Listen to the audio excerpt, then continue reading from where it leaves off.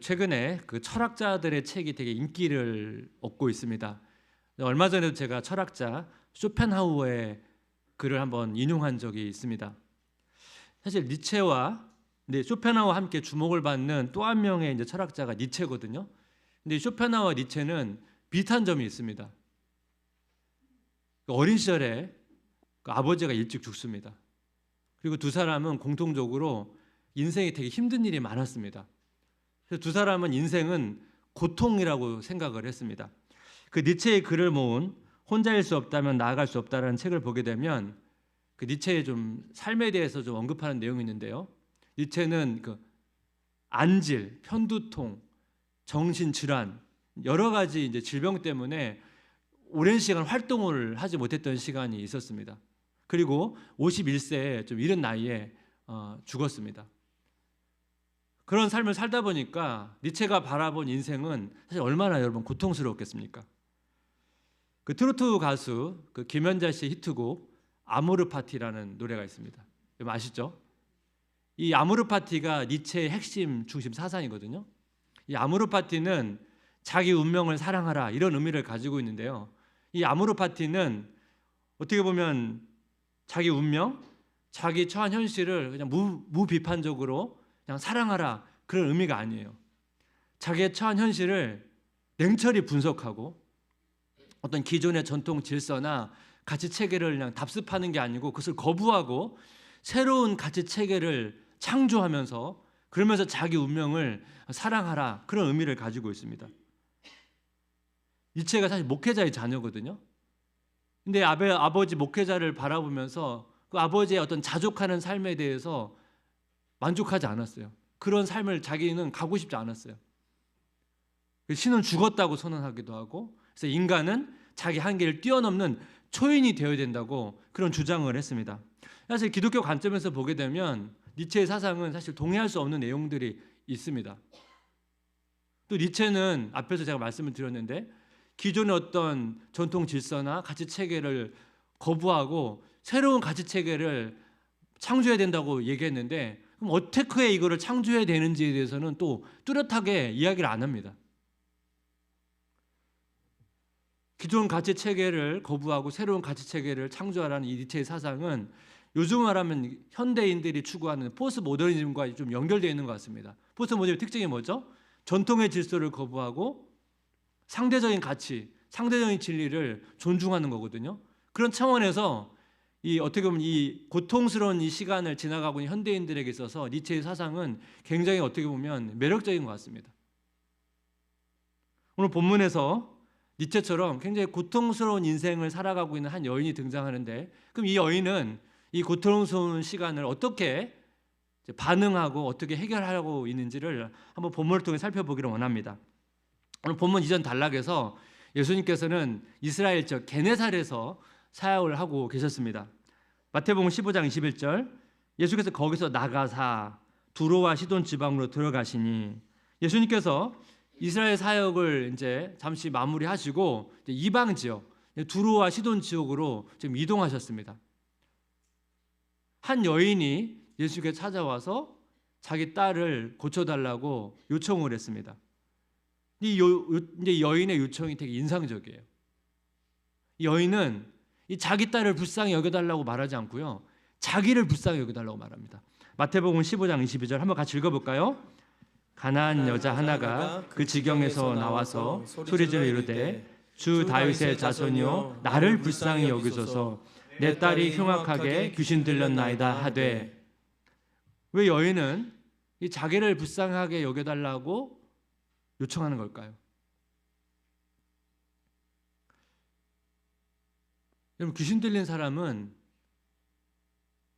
자기를 불쌍하게 보지 않습니다. 귀신 들린 사람은 자기가 문제 있다고 생각하지 않습니다. 그럼 여러분 누가 힘듭니까? 주변 사람이 힘들죠. 주변 사람이. 그러니까 자신의 상태를 모르는 딸을 바라보는 부모의 마음은 억장이 무너지는 거죠. 그런 차원에서 이 여인은 자기를 불쌍히 여겨달라고 예수님께 고백을 한 것 같습니다. 여인은 아마 자기 인생이 고통이라고 생각을 했을 것입니다. 자기 딸이 귀신이 들린 그날부터 아마 단 하루도 마음이 평안한 날이 없었을 것입니다. 이런 절망적인 상황에서, 답이 보이지 않는 상황에서 예수님께서 자기 지역에 오셨다는 소문을 듣습니다. 그래서 이 여인은 이 문제 속에서, 이 절망적인 상황에서 자기 의지로 이걸 돌파하겠다 그렇게 결단한 게 아니고 예수님께 도움을 구하겠다고 그렇게 결단하면서 나아갑니다. 결과적으로 여인의 요청이 응답을 받습니다.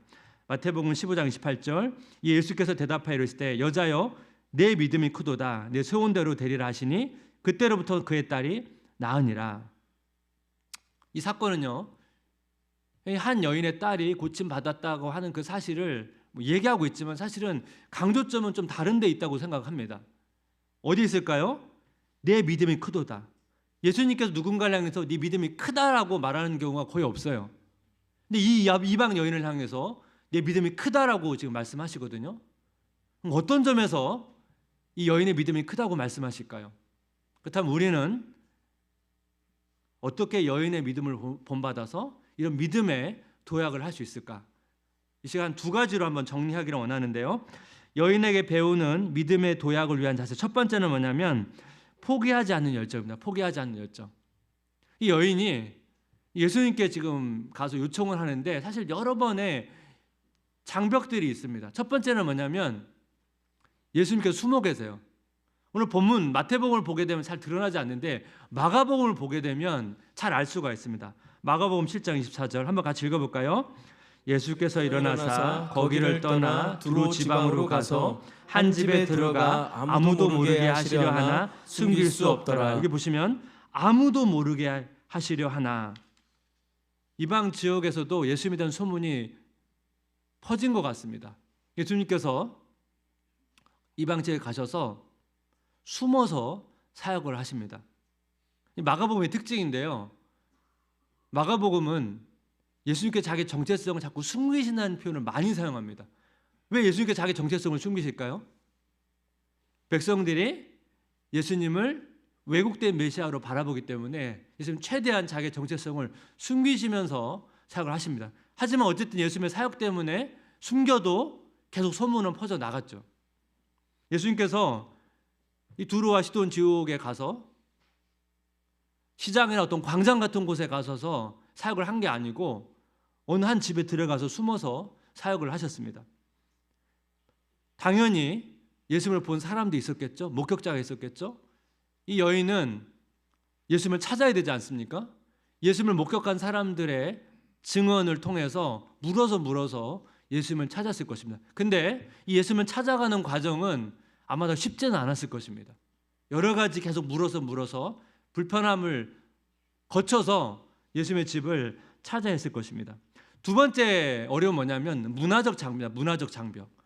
마태복음 15장 22절, 가나안 여자 하나가 그 지경에서 나와서 소리질러 이르되 주 다윗의 자손이여 나를 불쌍히 여기소서, 내 딸이 흉악하게 귀신 들렸나이다 하되. 마태는 가나안 사람, 가나안 여자, 마가복음은 헬라 여인으로 묘사를 합니다. 헬라 여인이라는 건 뭐죠? 이방 여인입니다. 유대인과 이방 사람들은 서로 교제를 하지 않았습니다. 특히 유대인은 이방 사람들을 경멸하고 무시를 했습니다. 예수님이 활동하던 당시에 두로와 시돈은 이스라엘과 경제, 무역으로 연결되어 있었거든요. 이스라엘은 갑이 아니고 을이었어요. 그러다 보니까 이스라엘 사람들은 이 두로와 시돈 지역의 사람들에 대해서 어떤 관점을 가졌을까요? 부정적인 시각이 훨씬 더 많았을 것입니다. 그리고 여러분 이스라엘 역사를 보게 되면 과거에 두로와 시돈 지역은 바알 우상의 본거지입니다. 그래서 아합 왕이 이 지역의 왕의 딸이죠. 이세벨을 왕비로 불러들여서 그래서 그 일로 인해서 이스라엘에 바알 우상이 들어오거든요. 그래서 두로와 시돈은 어떤 측면에서 이스라엘을 간접적으로 망하게 한 나라입니다. 그러니까 이스라엘과 이 두로와 시돈 지역 사이에는 서로를 향해서 부정적인 시각이 있었다는 거예요. 그러니까 여인이 이런 여러 가지 문화적 장벽을 뛰어넘어서 지금 예수님께 나아간 겁니다. 세 번째는 뭐냐면 거절감입니다. 거절감. 예수님께서는 이 여인의 요청을 2번이나 거절합니다. 제자들의 요청까지 거절하면 3번 거절하거든요. 내용을 한번 보게 되면 먼저 여인이 예수님을 찾아서 딸을 고쳐달라고 요청하는데 예수님의 반응을 보십시오. 마태복음 15장 23절. 예수는 한 말씀도 대답하지 아니하시니 제자들이 와서 청하여 말하되 그 여자가 우리 뒤에서 소리를 지르오니 그를 보내소서. 예수님께서 한 말씀도 대답하지 아니하시니 무시해버리는 거죠. 우리 예수님의 성품을 생각해 볼 때 예수님 이런 반응은 좀 낯섭니다. 이런 예수님의 모습을 보자 제자들이 예수님께 가서 부탁을 해요. 이 여인이 자꾸 뒤에서 소리를 지르는데 웬만하면 좀 여인의 요청을 좀 들어주고 보내면 좋겠습니다. 예수님께서 뭐라고 말씀하십니까? 거절해요. 나는 이스라엘을 위해서 부름을 받은 것이다. 이 표현은 뭡니까? 이방 지역은 내가 버리겠다는 의미가 아니고 우선순위가 아니라는 거예요. 다음 우선순위다. 여인이 다시 와서 도와달라고 요청을 하세요. 예수님이 또 거절하시거든요. 마태복음 15장 16절. 대답해 이르시되 때 자녀의 떡을 취하여 개들에게 던짐이 마땅하지 아니하니라. 지금 나는 이방인에게 은혜를 베풀 수 없다고. 여기 또 요청해요. 마태복음 15장 27절. 여자가 그러되 주의 올소이다마는 개들도 제 주인의 상에서 떨어지는 부스러기를 먹나이다 하니 여인이 포기하지 않고 계속 요청을 하죠. 예수님의 집을 물어물어 찾고 문화적 장벽을 뛰어넘어서 요청을 하고 계속된 거절감에도 계속 예수님께 나아가서 요청을 합니다. 여러분 큰 믿음은 이렇게 포기하지 않고 끝까지 나아가는 믿음입니다. 시편 119편은 시편 기자가 고난 속에서 지은 시편이거든요. 시편 119편 138절 한번 같이 읽어볼까요? 내 대적들이 주의 말씀을 잊어버렸으므로 내 열정이 나를 삼켰나이다. 이게 무슨 표현인가요? 내 대적들, 자기 주변에 있는 하나님 믿지 않는 사람들이 하나님의 말씀을 뭐예요? 무시하는 것 때문에 내 열정, 내 안에 의로운 분노가 나를 삼켰다는 거예요. 나의 의로운 분노가 나를 삼켰다는 것이 어떠한 반응으로 이어지는지 한번 보시길 바랍니다. 시편 119편 141절. 내가 미천하여 멸시를 당하나 주의 법도를 잊지 아니하였나이다. 세상 사람들은 하나님의 말씀을 무시하지만 나는 내가 비록 미천하고 굴욕적인 상황을 경험하고 있지만 나는 뭐예요? 그 하나님의 말씀을 결코 잊지 않겠습니다. 잊지 않았습니다. 여러분 과거부터 지금까지 기독교를 향한 비판과 조롱은 사실 계속되고 있었거든요. 이런 상황 속에서 우리가 어떤 태도를 취해야 된다고요? 우리는 주의 말씀을 끝까지 붙들겠다는 그런 또 주의 말씀을 내 마음에 새기고 꼭 기억하겠다는 그런 열정이 필요하다는 거예요.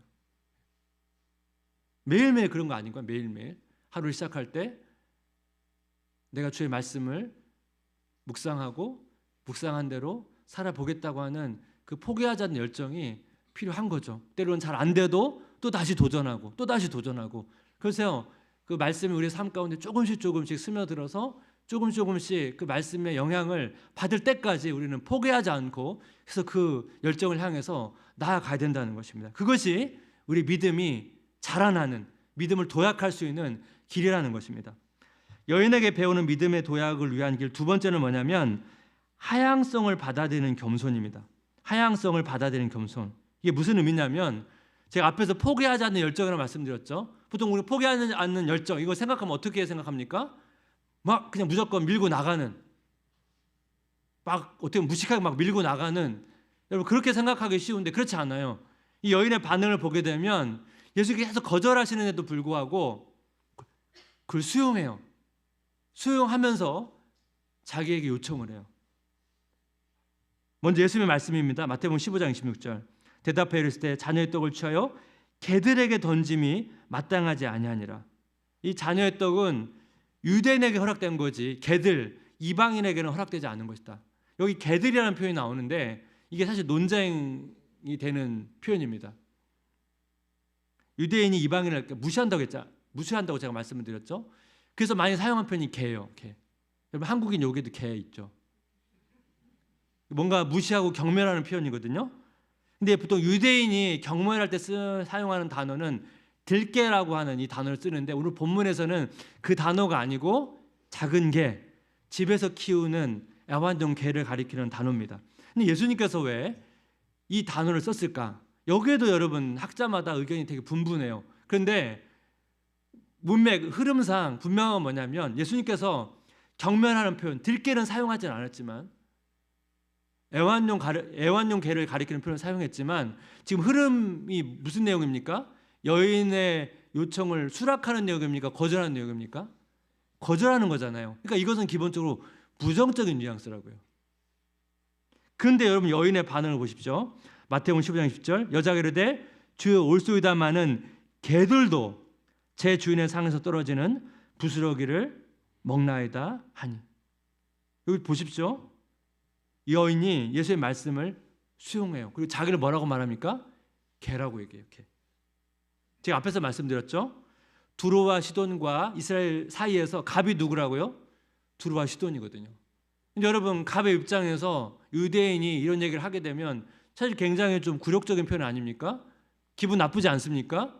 근데 여인이 수용을 해요. 주님 없습니다. 주님께서 이스라엘에 초점을 맞추어서 사역하는 거 맞습니다. 하지만 비록 우리는 우선순위에 밀리지만 저를 좀 포함시켜 주시기 원합니다. 마태가 이제 두로와 시돈 지역에서 예수님의 사역에서 이 여인의 사건만 딱 하나 기록하거든요. 이 여인의 사건을 왜 기록했을까요? 여기에는 의도가 있죠. 마태의 의도가. 그렇다면 이 사건은 예수님께서 요 전달락에서 이스라엘 사역하실 때 예루살렘에서 온 종교 지도자들이 있었습니다. 그들이 자기의 전통을 자꾸 주장하면서 예수님의 가르침을 반박하고 예수님의 가르침을 수용하지 않았거든요. 대조하는 거예요. 이 여인은 오히려 이방인 여인인데 오히려 굴욕적인 상황에서도 예수님의 가르침을 수용하고 있다는 것이에요. 이 여인의 모습 속에서 겸손을 발견한다는 거예요. 여러분, 큰 믿음이라는 것은 이 겸손에서 나오는 것입니다. 이 겸손에 대해서 굉장히 잘 정의하고 있는 표현인데, 슈타인버거의 글인 한번 같이 읽어보겠습니다. 우리가 겸손하다는 가장 확실한 증거는 굴욕을 피하려고 하지 않는다는 것입니다. 굴욕을 감사할 수 있고 심지어 굴욕 속에서 기쁨을 찾을 수 있다면 우리는 겸손한 것입니다. 여기 보시면 여인이 그런 거 아닙니까? 굴욕적인 상황에서 수용하는 거예요. 지금 예수님께 문제를 해결하려고 나갔는데 예수님께 나아가면 나갈수록 계속 거절감을 당하면서 굴욕적인 상황을 맞이하는데 그걸 수용하는 거예요. 그러면서 자기의 소원을 아뢰는 거죠. 여러분, 그리스도인들도 비슷한 경험을 하지 않습니까? 우리가 문제가 있고 이 문제를 해결하려고 예수님께 나아가는데 상황은 해결되는 게 아니고 오히려 더 어떻게 보면 상황이 어려워지거나 해결되지 않거나 그런 상황을 가게 돼 보면 우리도 이런 마음이 들거든요. 비참한 마음이 들고 굴욕적인 마음이 들거든요. 이럴 때가 있다는 거예요. 근데 그것을 어떻게 해요? 수용하는 것, 현실을 수용하는 것. 이 여인과 비슷한 처지에 있는 성경 인물들이 많은데 대표적인 게 여러분 요셉입니다. 사실 요셉이 이제 형들에게 얄미운 짓을 했거든요. 그 형들이 요셉이 너무 얄미우니까 노예로 팔았어요. 사실 여러분, 자녀들 사이에서 종종 집에서 가끔씩 싸우고 그러잖아요. 그럼 꼭 한 사람이 얄미운 행동을 해요. 그래서 싸우잖아요. 그렇다고 여러분 얄밉다고 자녀가 자녀를 막 팝니까? 사실 이 사건은 되게 충격적인 사건이거든요. 그러니까 요셉은 얼마나 사실 여러분 억울하고 어떻게 보면 자기 신세를 한탄할 수 있는데 노예로 가가지고 되게 열심히 그 보디발의 집에서 일하고 인정을 받습니다. 그런데 이제 여러분 다 아시는 것처럼 보디발 아내가 요셉을 누명을 씌워서 감옥에 이제 가게 되거든요. 사실 노예가 된 것도 억울한데 이제 죄수가 된 거예요. 이전보다 더 하향성의 삶을 살게 된 것입니다. 아마 누구나 이런 상황에 처하게 되면 아마 감옥에서 막 잠이 오지 않았을 것 같습니다. 근데 요셉은 이러한 굴욕적인 상황, 이 하향성의 삶을 수용합니다.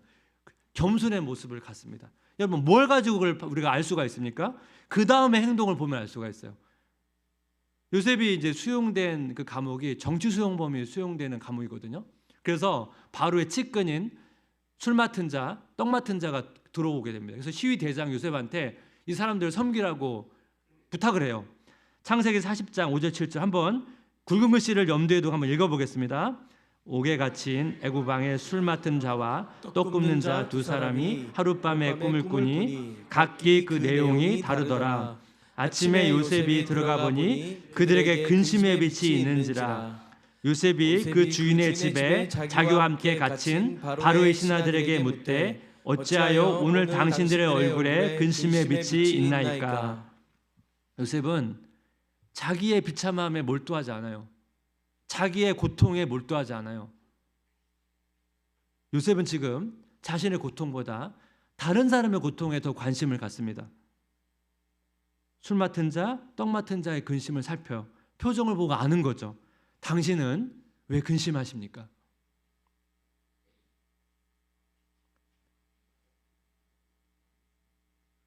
굴욕적인 상황을 수용하는 것, 이것도 사실 쉬운 게 아니죠. 하지만 이것을 수용했다는 것은 뭐까지 확장됩니까? 다른 사람의 고통을 살피는 데까지 갑니다. 이것이 겸손입니다. 제가 전에 한번 나눴던 것 같은데요. 제가 이 지역에 와서 교회를 이제 위치를 정해야 되는 과정에서 좀 이제 번화한 쪽에 갔다가 거기는 너무 이제 인근에 교회가 너무 많다 보니까 교회를 피하다 보니까 이제 사실 여기까지 온 거거든요. 그래서 교회를 여기밖에 없어서 정한 거예요. 그런데 사실 이제 주변에 동전 신문도 있고 그래서 사실 정했는데 나중에 보니까 저희가 이제 주로 주일 펼쳐지는 사역들이 있을 때 동천신문원도 주차가 어려운 거예요. 되게 어려움이 많아가지고 이제 주변에 이제 계속 주차장을 구하는 과정에서 이곳이 사실 교회가 들어오기 어려운 장소라는 걸 알게 됐습니다. 어느 갔더니 여기 왜 왔냐고, 여기 주차하기 너무 어려운 곳이라고. 그러면서 제가 주차장을 구하는 과정에서 사실은 거절감도 많이 당하고요, 굴욕적인 이야기도 많이 들었습니다. 그래도 이해가 돼요. 왜냐하면 주차 문제가 있으면 복잡하잖아요. 신경 쓰고 싶지 않아가지고 그래서 막 이제 거절해가지고 빌려주지 않은 곳도 있고 저희 계속 찾아가서 설득하고 저희가 다 문제가 생기면 다 책임지고 제가 다 배상하고 제가 다 하겠습니다 하고 그래서 설득해서 이제 한 곳 한 곳 구해가지고 사실 여기까지 온 거거든요. 그래서 좀 초반에 힘들었거든요. 계속 거절감을 당하니까 뭐 그것보다도 교회가 어쨌든 사역이 진행이 되는데 장소가 안 구해지니까 너무 이제 그게 좀 부담이 돼가지고 그래서 고민이 많았거든요. 그래서 이제 조금씩 확보하면서 조금씩 나아져서 그냥 그나마 요 앞에 주차장을 확보하고 나서 좀 그나마 괜찮아졌는데 최근에 바로 옆에 아이스온이라고 큰 건물이 하나 있거든요. 거기가 비어 있는데 누가 들어오려고 하시는 것 같아요. 근데 그분도 똑같은 상황인 거예요. 주차장이 어렵잖아요. 저에게 찾아왔어요. 저 주차장을 임대하고 싶다고. 우리가 갑이 된 겁니다. 그래가지고 시간대를 물어보니까 저랑 겹치는 거예요. 그래가지고 너무 겹치니까 저희도 이제 뭐 장소가 부족한데 그 시간에 빌릴 수가 없잖아요. 그래가지고 제가 좀 시간을 갖고 다시 알려주기로 하고 이제 마음속에 정리된 게 뭐냐면 겹치는 시간은 없을 수 없지만 저희가 안 쓰는 시간대가 좀 있거든요. 그 시간은 저희가 뭐 교회인데 뭐 저희가 또 돈을 받고 할 수는 없잖아요. 그래서 임대를 하지 않고 그냥 무료로 그 시간은 그냥 주려고 지금 계획을 하고 있습니다.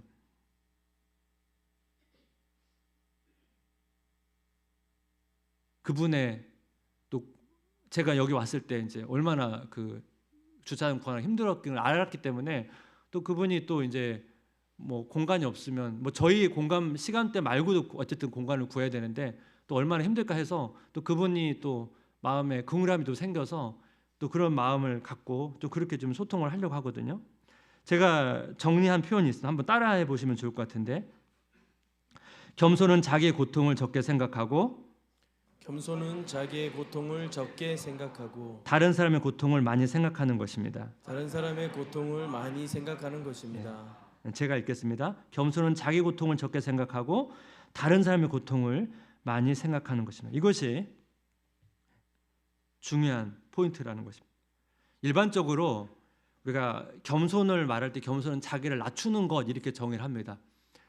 근데 여러분 이 정의만으로는 조금 부족하다고 생각을 하는 게 이제 고대에 있어서는 이 겸손은 기독교에서는 되게 높은 가치지만 세상에서는 이게 미덕이 아니었어요. 이쪽에 나약한 태도, 뭔가 부족한 사람들이 갖는 태도가 겸손이었거든요. 근데 현대로 오면서 좀 바뀌었어요. 현대에서 사회생활을 하고 직장생활을 할 때는 이 겸손이 되게 중요하다고 생각을 합니다. 그래서 자기 개발을 다루는 책에서 겸손이 되게 중요한 가치로 얘기를 합니다. 직장 관계 속에서 뭔가 사람들의 마음을 얻고 영업을 하려면 이 겸손의 태도가 중요하다. 영업의 비밀이다. 이러면서 겸손을 막 강조하거든요. 근데 성경에 말하는 겸손은 이런 자기 개발의 겸손은 아니거든요. 성경에서 말하는 겸손은 하나님 앞에서 자기 연약함을 인정하는 거고 이 하나님의 섭리, 우리의 주어진 이 현실을 인정하는 것이고 또 그 상황 속에서 자기의 고통보다도 다른 사람의 고통을 더 많이 생각하는 것. 이게 성경에서 말하는 겸손입니다. 한 가지만 나누고 좀 설교를 마무리하길 원하는데요. 오늘 본문을 쫙 보시면 사실 예수님께서 여인의 요청을 2번이나 거절하시면서 난 이스라엘을 위해서 사역하러 왔다고 이야기를 하십니다. 사실은 이 말씀을 보게 되면 이게 약간 좀 모순성이 있어요. 왜냐하면 예수님께서 이스라엘을 위해서 사역하러 왔다면 두로시도 안 가면 되잖아요.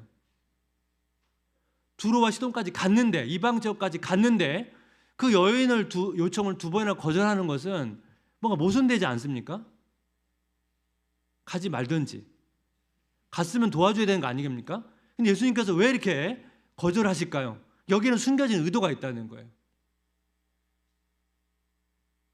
예수님께서 여인의 요청을 거절하는 데 목적이 있는 게 아니고 일종의 테스트예요. 믿음의 테스트입니다. 여인의 믿음을 또 성장시키기 위한 테스트입니다. 대표적인 게 여러분 하나님께서 아브라함에게 이삭을 바치라고 하시잖아요.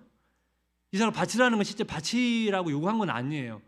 아브라함 믿음을 테스트하고 아브라함의 믿음을 보여주기 위해서 말씀하신 거거든요. 오늘 본문도 테스트예요. 예수님께서 여인의 요청을 즉각적으로 응답해 줄 수 있지만 예수님 그렇게 하지 않으셨단 말이에요. 왜 여인에게는 이런 믿음을 요구하실까요? 제가 깨달은 포인트는 뭐냐면 두로와 시돈 지역은 우상의 팽배한 지역입니다. 이 지역에서 한 여인, 자기 딸을 고침받는 이 하인 여인, 그건 쉬운 거예요. 예수님 입장에서는. 근데 여러분 이 여인이 그걸 경험하고 나서 그걸 경험한 사건으로 그냥 만족하는 게 아니고 예수님께서는 이 지역에 이 믿음을 가지고 예수님의 복음을 증거할 하나님의 사람을 세우고 싶었던 거예요. 그러려면 여러분 이러한 우상이 팽배한 지역에서 여러분 어떻게 보면 복음의 개척자 아닙니까? 그러려면 이 여인의 믿음은 커야 돼요. 그래서 예수님께서 이 여인에게 계속적으로 거절해 가시면서 이 믿음의 도전을 하신 것입니다. 하나님께서 우리에게도 마찬가지입니다. 우리 믿음이 자라가기를 원하세요. 성장을 원하세요. 그래서 예수님께서 우리의 기도에 때로는 응답을 안 하실 때도 있고 지연하실 때도 있고 때로는 우리의 시련을 우리에게 허용하실 때가 있어요. 근데 사실 우리의 마음 가운데는 이런 마음이 있는 것 같아요. 하나님, 저는 큰 믿음 원하지 않습니다. 저는 이 정도가 좋습니다. 차라리 큰 시련 보내지 마시고 저는 이 정도 쫙 유지하다가 하나님께 가고 싶습니다. 그런 마음이 든단 말이에요. 우리가 신앙이 있기 때문에 니체의 길은 갈 수는 없거든요. 하지만 이런 여인의 큰 믿음의 길은 부담스러운 거예요. 이 중간지대에 머물고 싶은 거예요. 근데 사실 우리가 중간지대에 머물고 싶다고 머무러지는 게 아니거든요. 요셉이 그렇게 살고 싶어서 그렇게 살았습니까? 다윗이 그렇게 살고 싶어 살았습니까? 하나님 그렇게 몰고 가시면 그런 상황에 우리는 처할 수밖에 없거든요. 하나님께서 우리에게 그런 믿음을 요구하시고 때로는 우리 믿음이 성장하기를 원하세요. 그러면 중요한 건 뭐냐면 그런 상황이 왔을 때 우리 태도와 반응이 우리의 믿음을 결정한다는 거예요. 그래서 어떤 반응과 태도를 보이냐에 따라서 우리 믿음이 성장하기도 하고 우리 믿음이 정체될 수도 있다는 것입니다. 우리가 포기하지 않는 열정으로 겸손하게 하나님께 나아가시는 성도님 되시기를 주님의 이름으로 기도하고 축복합니다. 우리 같이 말씀을 기억하면서 같이 좀 찬양하면 좋겠습니다. 내게 허락하신 시련을 통해 나의 믿음 더욱 강하게 자라나고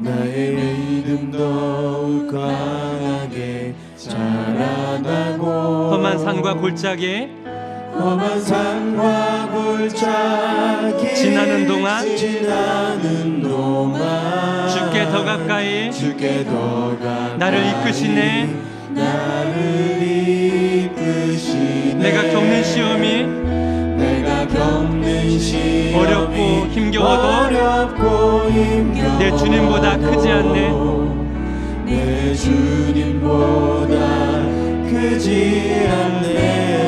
내 앞에 바다가 갈라지지 않으면 주가 나로 바다 위 걷게 하리.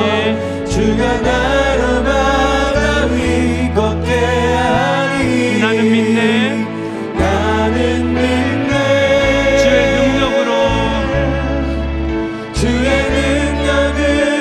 내 삶 새롭게 되리.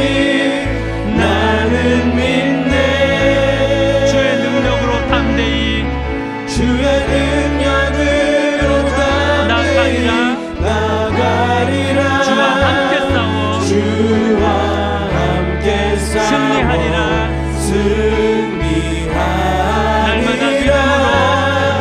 날마다 믿음으로 나 살아가리. 내가 겪는 시험이 어렵고 힘겨워도 내 주님보다 크지 않네.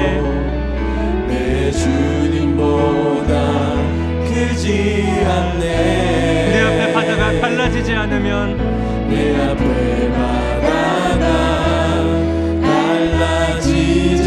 주가 나로 바다 위 걷게 하리.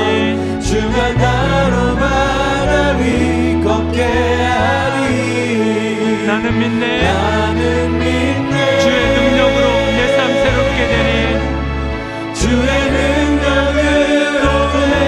새롭게 되리. 나는 믿네. 주의 능력으로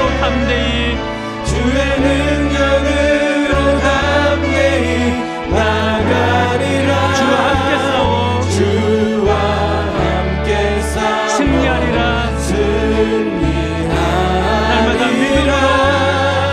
날마다 믿음으로 나 살아가리.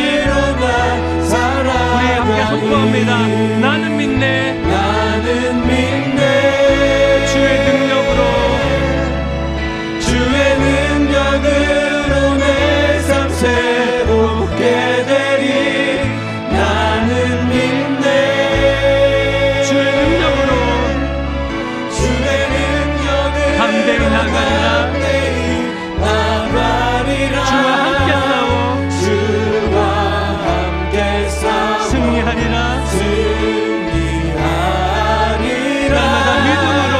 날마다 믿음으로 나 살아가리. 우리가 말씀을 기억하며 같이 기도할 때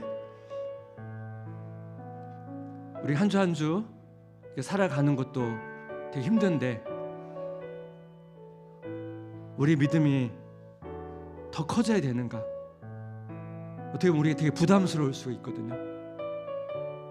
근데 믿음이 커져야 됩니다. 그래야 우리가 이 현실 속에서 함몰되지 않고 자기 어려움에 함몰되지 않고 주님의 은혜로 이겨갈 수가 있습니다. 우리가 이 더 큰 믿음으로 나아가는 많은 방해물들이 있습니다. 방해물이 올 때 포기하는 게 아니고 포기하지 않는 열정으로 반응할 수 있기를 원합니다. 시편 기자의 고백처럼 내가 미천하의 멸시를 당하나 하나님 주어진 현실, 비록 때로는 힘들고 굴욕적이고 하지만 그걸 인정하면서도 내가 주의 법도를 잊지 아니하였나이다. 내가 말씀을 기억하겠습니다. 말씀을 붙들겠습니다. 여인의 고백처럼 주의 올소이다마는 개들도 제 주인의 상에서 떨어지는 부스러기를 먹습니다. 이 여인의 마음처럼 하나님 우리에게 그런 부스러기 은혜라도 매일매일 우리가 붙잡고 그 은혜를 가지고 나아가기를 원합니다. 우리의 믿음을 확장시켜 주시기를 원합니다. 우리의 한계를 뛰어넘는 하나님의 크신 은혜를 경험하며 우리가 이 믿음을 자라가기를 원합니다. 우리의 그런 믿음 허락해 주시고 은혜 허락하여 주옵소서. 우리가 같이 간절한 마음을 가지고 같이 기도합니다.